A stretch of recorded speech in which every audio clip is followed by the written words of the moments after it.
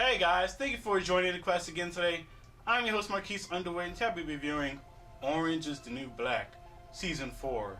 Now, I've checked this out maybe 2 or so years ago. I really binge watched the first 2 seasons just out of nowhere.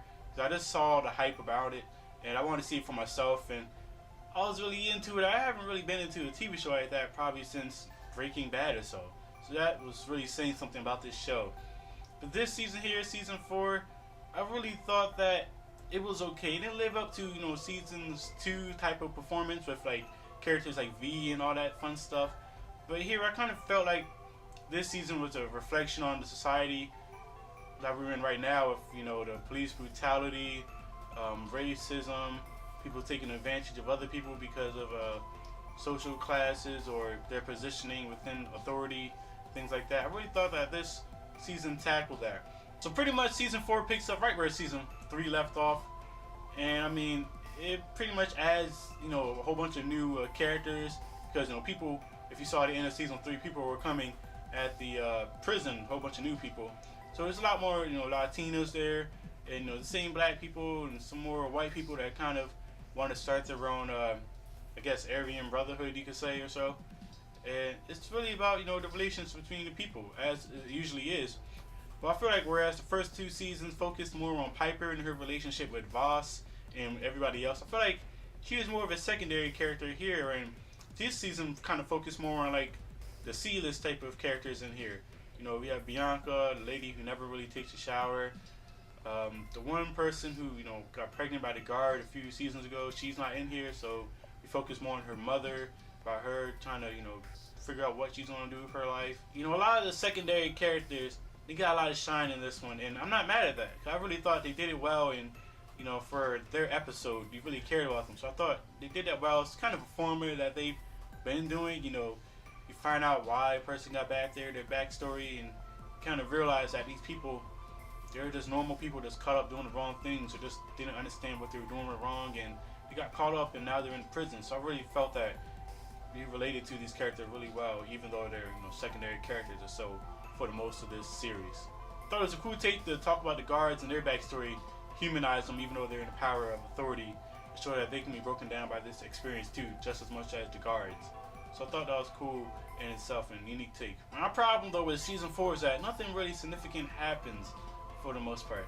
I mean, something does happen in the last few episodes, but that kind of felt like it was a cliche type of thing, like they were thinking, how can I make up a big ending that can resonate with the other endings of the past few seasons. And I felt like somebody was at the table and said, let's do this because this is what's going on out here in the real world, and people will care about the characters more because they're not really doing that in the real life. And I kind of felt like, I understand what they were going for, but I kind of feel like it was kind of like a cheap shot, like a throwaway type of progression move in order to move the story.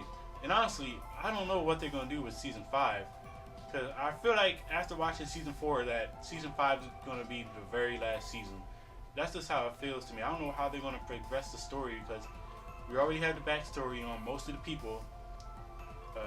People that are in this series, they have other obligations, so they're not going to be able to show up for most of the time, which is probably why like the B-list characters didn't get that much screen time in this season. And I don't know, I feel like season 5, if they do it, it's going to be maybe 3 or 5 episodes and it's going to wrap it up. And I don't know, I just feel like the way that this ended, I kind of feel like it's a representation of what's going to happen with the building itself. Whereas, well, I'm not going to spoil it, but you see it and you'll understand what I'm talking about. Overall, I really did think this was the weakest season of the Orange is the New Black, but I did definitely want to keep watching. I pretty much finished this within like, I don't know, 12, 15 hours of its release, so that's saying something, and I do think you should check it out. But I just think the ending and the way that they decided to tackle those themes to reflect our society, though it's not bad, I just thought it was a cliche and like a cop-out move. So for that, I gotta give this show a B. I'm gonna give it a 3.6 out of 5.